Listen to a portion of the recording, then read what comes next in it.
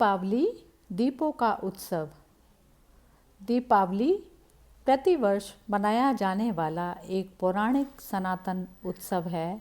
यह कार्तिक मास की अमावस्या को मनाया जाता है और भारत के सबसे बड़े और सर्वाधिक महत्वपूर्ण त्योहारों में से एक है। आध्यात्मिक रूप से यह अंधकार पर प्रकाश की विजय को दर्शाता है। भारतवर्ष में मनाए जाने वाले सभी पर्वों में दीपावली का सामाजिक और धार्मिक दोनों दृष्टि से अत्यधिक महत्व है।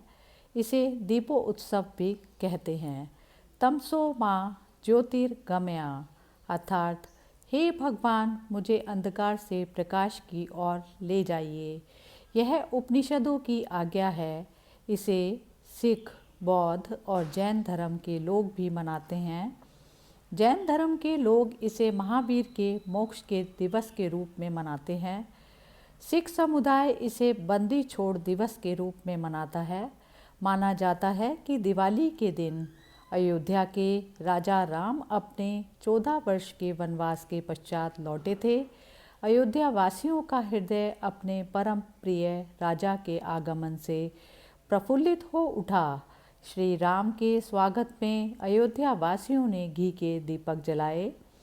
कार्तिक मास की सघन काली अमावस्या की यह रात्रि दियों की रोशनी से जगमगा उठी।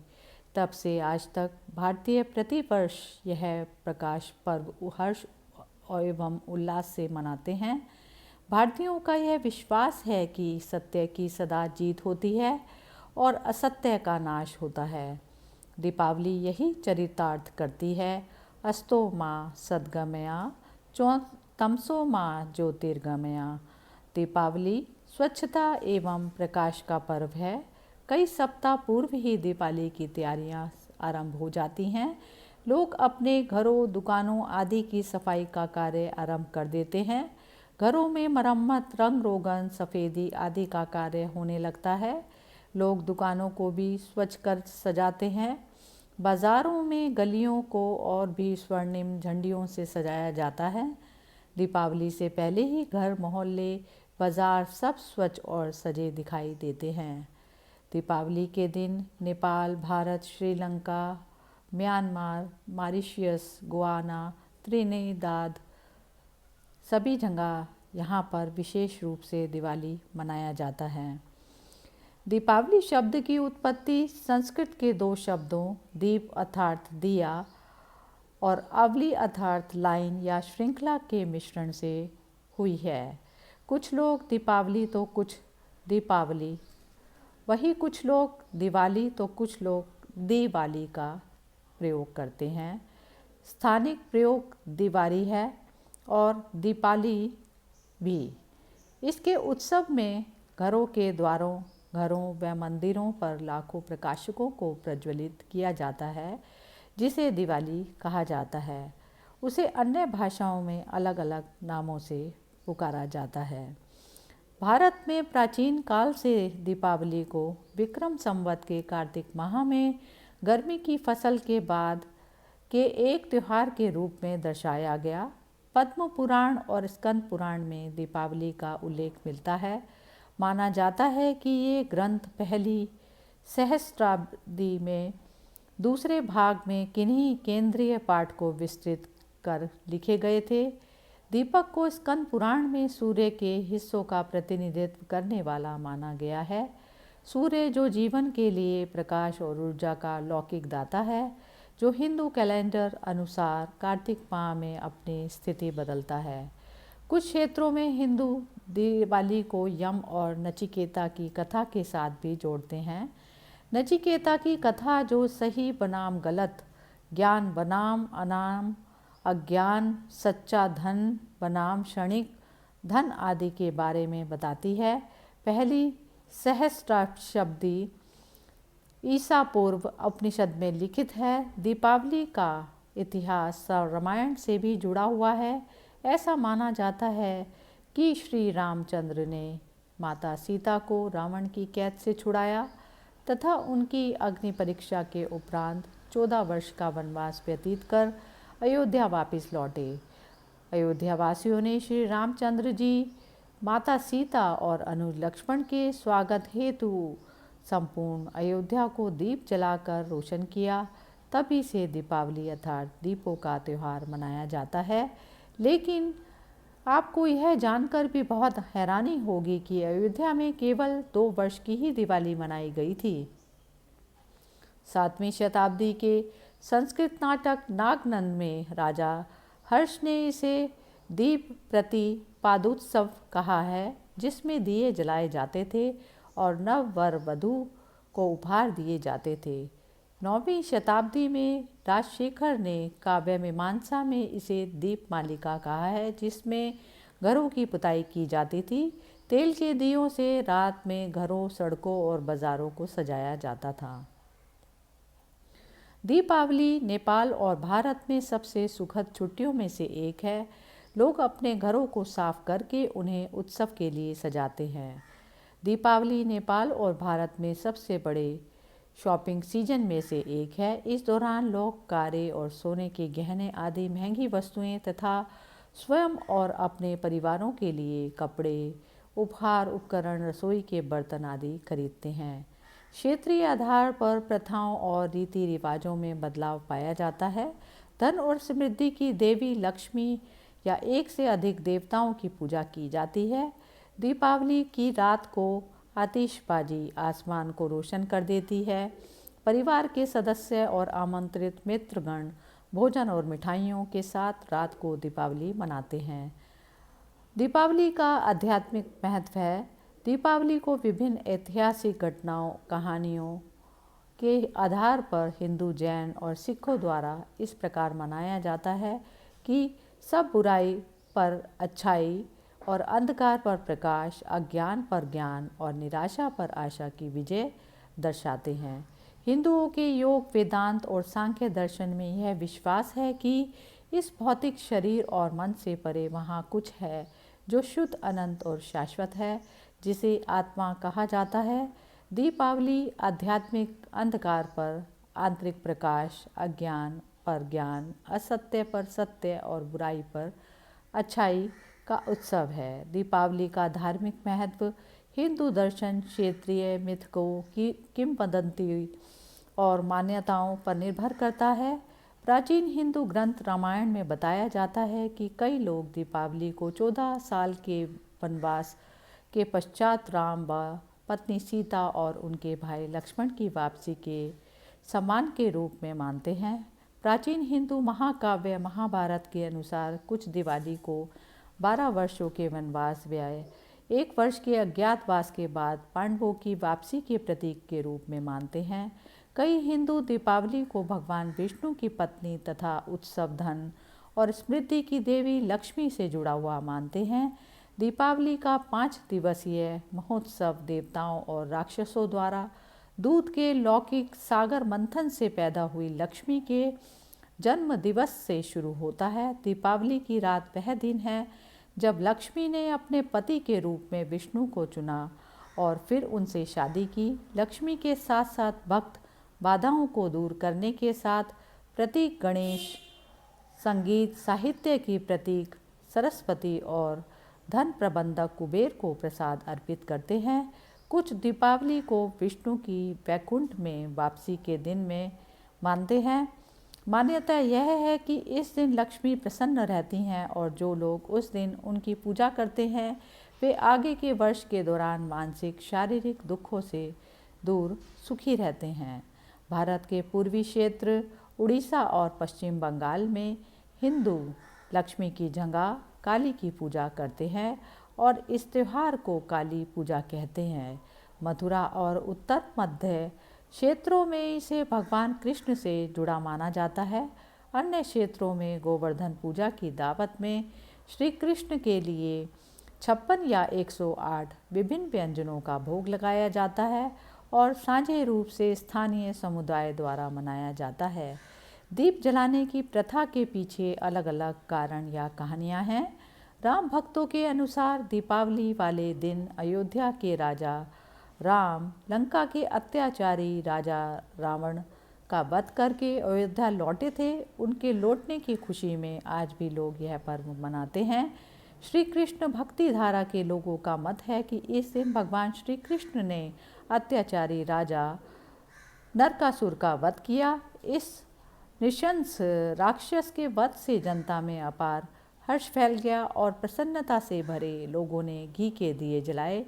एक पौराणिक कथा के अनुसार विष्णु ने नरसिंह रूप धारण करके हिरण्यकश्यप का वध किया तथा इसी दिन समुद्र मंथन के समय लक्ष्मी व धन्वंतरी प्रकट हुए। जैन मतावलंबियों के अनुसार 24वें तीर्थंकर महावीर स्वामी को इस दिन मोक्ष की प्राप्ति हुई। इसी दिन उनके प्रथम शिष्य गौतम गणधर को केवल ज्ञान की प्राप्ति हुई। जैन समाज द्वारा दीपावली महावीर स्वामी के निर्माण दिवस के रूप में मनाई जाती है। महावीर स्वामी वर्तमान अवसर्पिणी काल के अंतिम तीर्थंकर को इसी दिन कार्तिक अमावस्या को मोक्ष और निर्वाण की प्राप्ति हुई। इसी दिन संध्या काल में उनके प्रथम शिष्य गौतम गणधर को केवल ज्ञान की प्राप्ति हुई। अतः अन्य संप्रदायों से जैन दीपावली की पूजन विधि पूर्णतः भिन्न है। सिखों के लिए भी दीपावली महत्वपूर्ण है क्योंकि इसी दिन ही अमृतसर में 1577 में स्वर्ण मंदिर का शिलान्यास हुआ था और इसके अलावा 1419 में दीपावली के दिन सिखों के छठे गुरु हरगोबिंद सिंह जी को जेल से रिहा किया गया। पंजाब में जन्मे स्वामी राम तीरथ का जन्म व महाप्रयाण दोनों दीपावली के दिन ही हुआ। इन्होंने दीपावली के दिन गंगा तट पर स्नान करते समय ओम कहते हुए समाधि ले ली। महर्षि दयानंद ने भारतीय संस्कृति के महान जननायक बनकर दीपावली के दिन अजमेर के निकट अवसान लिया। इन्होंने आर्य समाज की स्थापना की।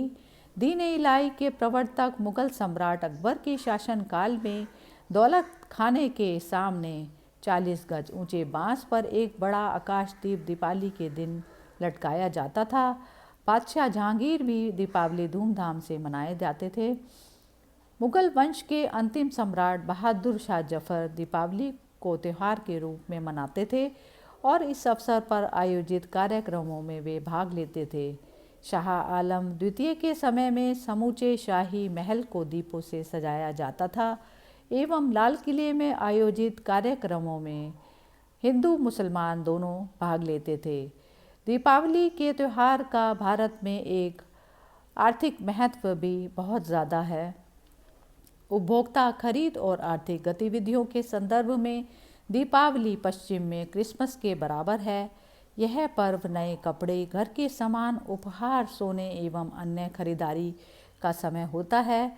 इस त्यौहार पर खर्च और खरीद को शुभ माना जाता है क्योंकि लक्ष्मी को धन, समृद्धि और निवेश की देवी माना जाता है।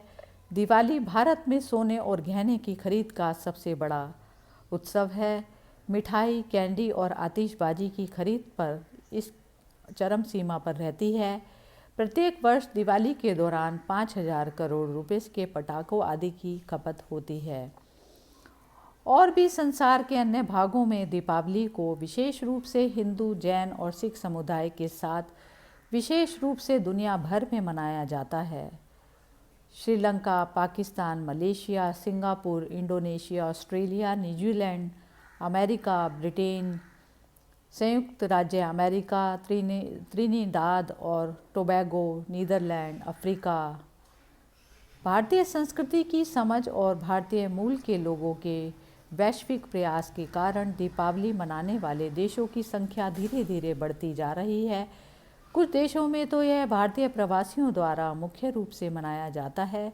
अन्य दूसरे स्थानों में भी यह सामान्य स्थानीय संस्कृति का हिस्सा बनता जा रहा है।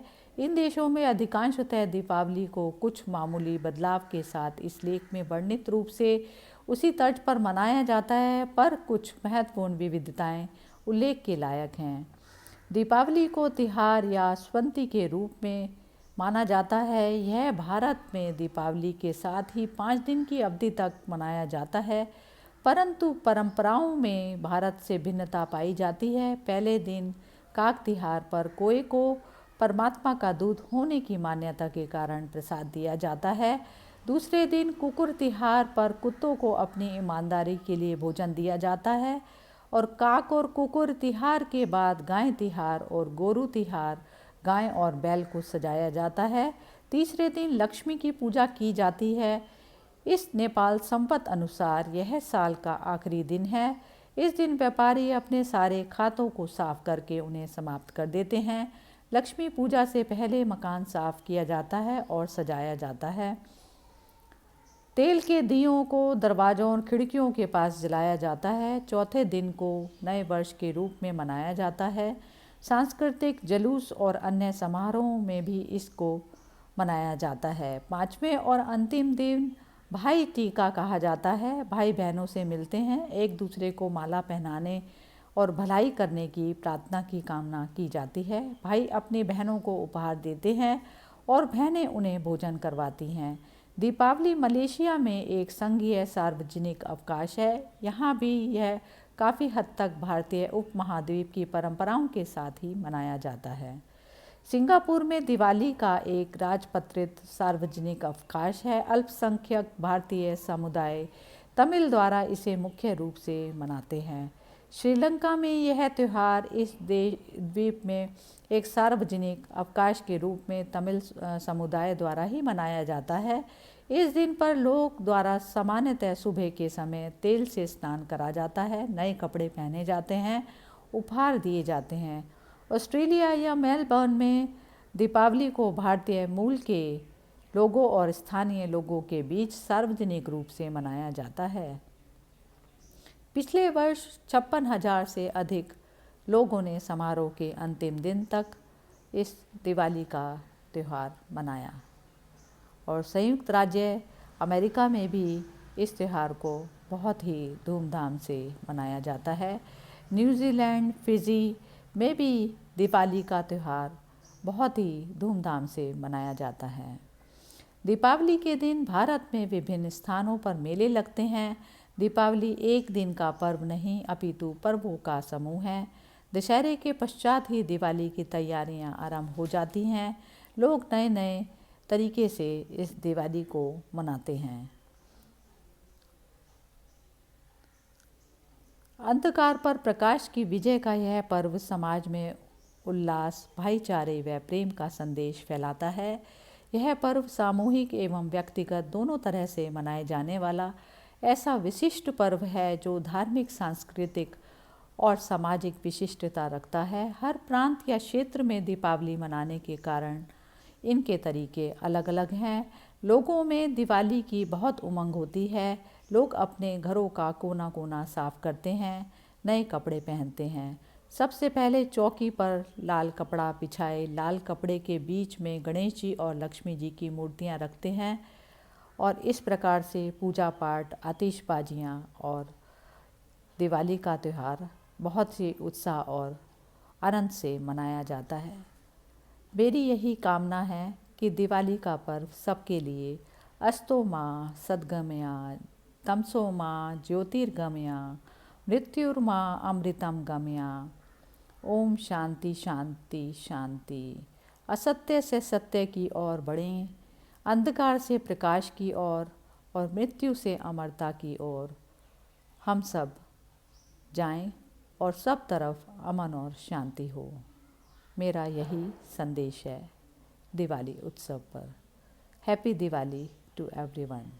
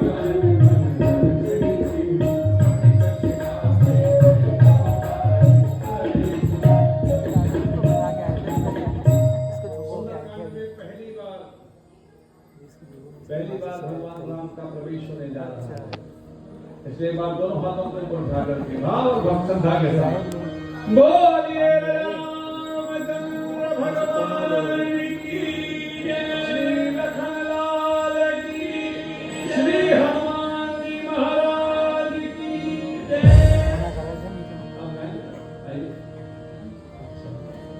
सुंदरकांड में पहली बार भगवान राम का प्रवेश होने जा रहा है और सुंदरकांड करने का हनुमान जी के चरित्र को गाने का फल भी यही है। क्या फल है? तुमरे भजन राम को पावे तो जन्म जन्म के दुख बिसरावे। लेकिन राम इतनी जल्दी मिलते नहीं, उसके लिए इतनी लंबी यात्रा करनी पड़ती।